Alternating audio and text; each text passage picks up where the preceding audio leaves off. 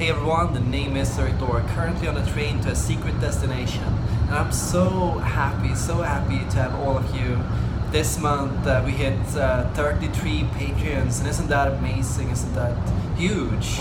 I've never seen such a huge crowd of people come together for me. That's the way. Every month you guys help me out, every month you guys want to support me, and that means so much to me. Thank you all for joining up.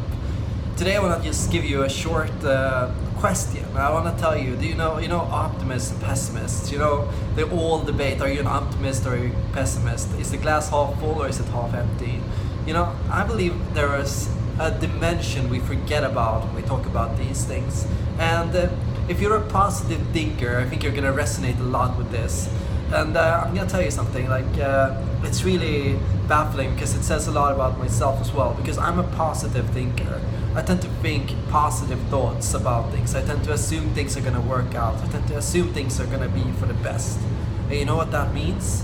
Often I find that there's like a passivity in being a positive thinker. If you're a positive thinker, you assume things are going to work out. So you don't need to do anything. You don't need to take any precautions. You don't need to make a backup plan. You don't need to do something. And there's something relaxing about this. Like, you can just enjoy the ride and you can find a solution and you don't have to stress about it. But something I've noticed is that I'm kind of a critical doer. No matter what I do and when I do things, it could always be better, because I'm a positive thinker. I'm also a little bit utopian in that sense, because I can always think of a better way to do things. I can always think of how it would be ideally, and that means I'm always a little bit critical of everything I do. It's always like, it wasn't like I dreamt of, it wasn't like I imagined it. Positive thinking, it gives you the ability to be a little bit romantic in how you envision things and what you hope for. And that brings me to the other dimension I want to talk about, positive doing. There is a difference between positive thinking and positive doing, because positive doing is kind of like everything. If I'm doing something, everything is great. Those people that when they're out doing things and out having fun, out when the things are happening and when they're taking action, everything is great. But when they're alone, they start becoming a little bit critical, and they start becoming a little bit moody and a little bit upset and annoyed, bored, frustrated, I want to do something. I don't know, why am I not doing something? There's positive doers out there, and they're always having fun in the moment, and they're always enjoying themselves when there's things going on. But when there's nothing going on, that's awful, that's horrifying. I don't know if any of you relate to that. Have you ever been in that situation, where you're always having a great time when you're out there, but always feeling frustrated or bored when you're alone? I want to talk about this because there is two dimensions to critical thinking as well. There's critical thinking and there's critical doing.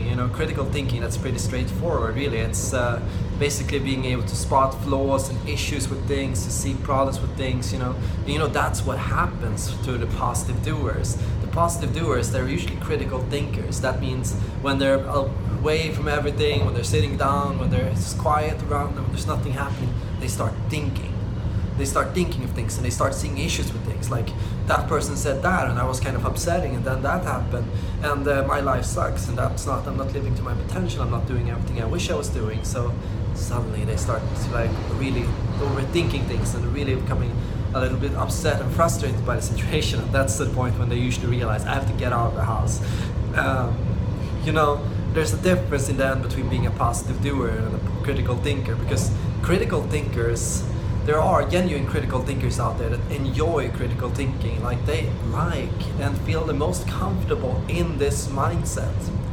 They don't need to do anything. They don't need to be out there. They don't need to be having fun. They like to sit at home, study, think, observe, learn, master, see things. They want to see things realistically. There's the sage archetype in Jungian theories. The sage is this person that loves the pursuit of knowledge, objective knowledge and information and truth and skill, mastering something, seeing something for the way it truly is.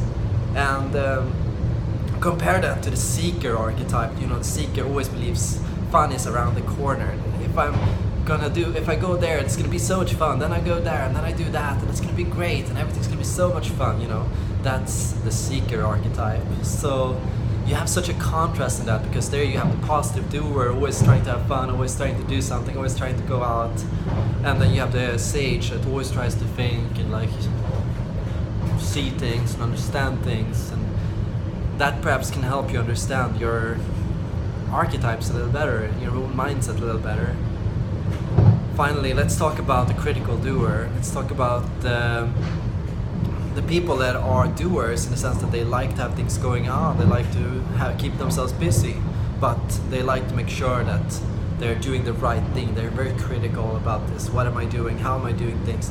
Am I getting there? Am I going somewhere with what I'm doing? Am I getting the right results? You know, think about the performers. The performers, they're always like thinking, they're always like out there trying to do something, work, keep themselves busy.